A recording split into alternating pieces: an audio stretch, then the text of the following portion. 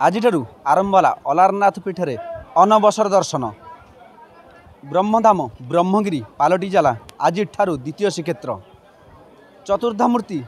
प्रभु श्री जगन्नाथ बड़ ठाकुर माँ सुभद्रा गतकाली स्नान बेदी में 108 गरा सुबासित जल में स्नान करने अत्यधिक जल में स्नान करने ज्वर पीड़ित एपाई भक्त आज वंचित रे पुरी रे जगन्नाथ को दर्शन निमंते किंतु ब्रह्मधाम ब्रह्मगिरी दर्शन देवे शिला ब्रह्म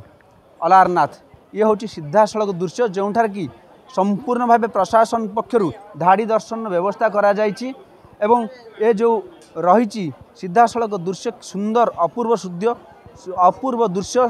किभली फूल सजाई जाइए एवं भक्त मान धाड़ी दर्शन करुँच ये रोचे सीधासलख धाड़ी दर्शन प्रशासन पक्षर समस्त प्रकार प्रस्तुत करा जाइछि एवं स्वतंत्र व्यवस्था जमती श्रीक्षेत्र में जो प्रकार व्यवस्था रही है आनंद बजार व्यवस्था एवं धाड़ी दर्शन व्यवस्था जगन्नाथ को नुहे अलारनाथ को भक्त मान दर्शन कर ये हूँ सीधासलख दर्शन जगन्नाथ को दर्शन कलापर आसी दर्शन कौन विश्वास रही मन कौन विश्वास रही मनर विश्वास कही हेनी अतुट ये आमर अनुभूति आगुरी के आसते अलारनाथ को दर्शन करते ना के आसनी फास्ट थर आसु जगन्नाथ को दर्शन करते सब किंतु आज अलारनाथ को दर्शन कर मन केते आग्रह रही आज पूरा खुशी आज खुशी मन आईचु भगवान को दर्शन करिया जगन्नाथ को निश्चिंत रूपे ये हूँ सीधासलख दृश्य जो देखिए प्रशासन पक्षर धाड़ी दर्शन व्यवस्था कराई एक पाखे साधारण भक्तर दर्शन एक पाखे सेवायत दर्शन ये हूँ सीधासलख मंदिर दृश्य जहाँ इतिहास रही किंवदंती रही परंपरा रही वर्षक 365 दिन मध्य 364 दिन प्रभु जगन्नाथ दर्शन कले जी फल मिले ठीक यही अनवसर समय अनवसर दर्शन कले गोटे दिन प्रभु अलारनाथ को अनवसर दर्शन कले समफल प्राप्ति होता है यही विश्वास नहीं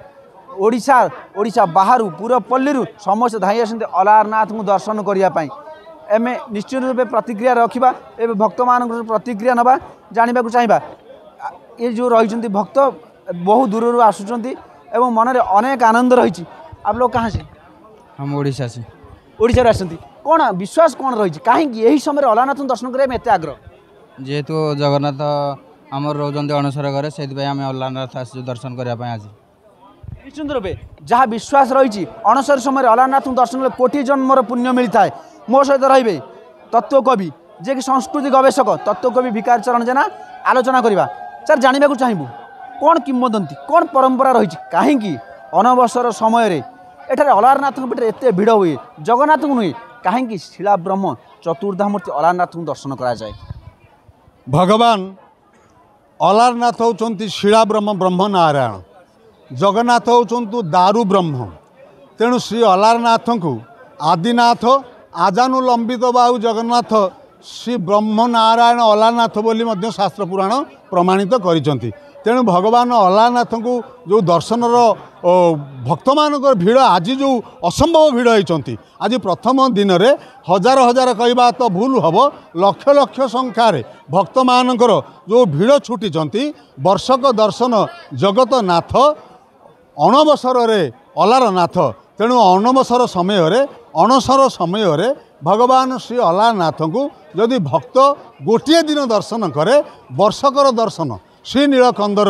नीलगिरी रे भगवान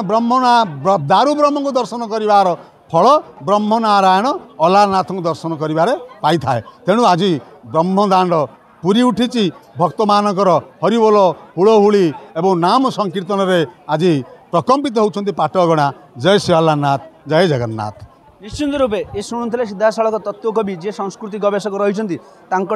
जे कौन रही किंवदंती किंतु प्रशासन पक्षर जो प्रकार व्यवस्था करा जायछि द्वितीय श्रीक्षेत्र कहुता ब्रह्मगिरी द्वितीय श्रीक्षेत्र में संपूर्ण भाव प्रस्तुत आज अनवसर प्रथम दिन रज उपलक्षे बयनिका आनी 10+20% विशेष सरकारी रिहाती 14 जून पर्यंत आज ही आसंतु बयनिका आउटलेट बा ऑनलाइन शॉप करंतु boynika.com रे।